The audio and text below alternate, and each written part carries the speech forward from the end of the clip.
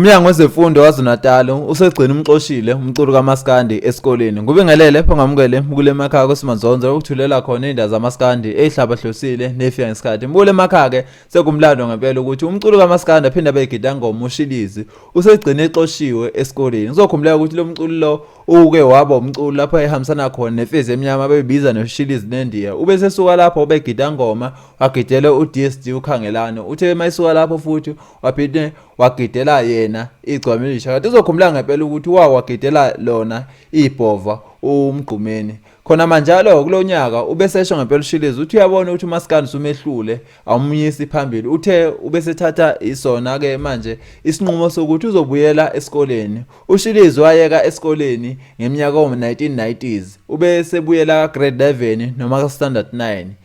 Ufundile ngempela kwaze kwashawa manje. Kuthe makusuka kumnyango wezemfundo uhlangane nesikole ubusisho ngempela ukuthi iminyaka kaShilizi ayisamvumeni ngempela ukuthi ezofunda nezingane.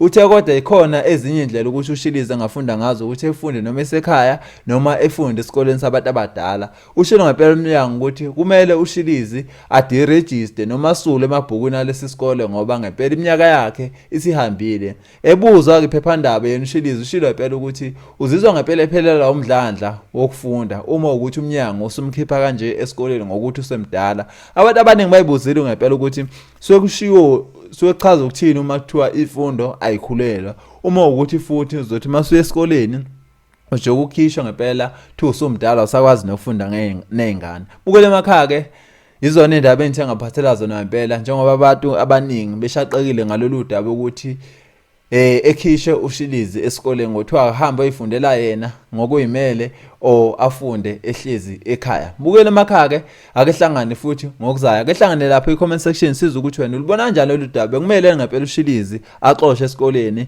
njengoba esemdala. Iminyaka yakhe ngempela ibalela lapha ku-39 weminyaka ubudala. Bukele emakhaya ke akehlangane e-comment section siza umbono wakho ngalolu daba laShilizi. Siyabonga.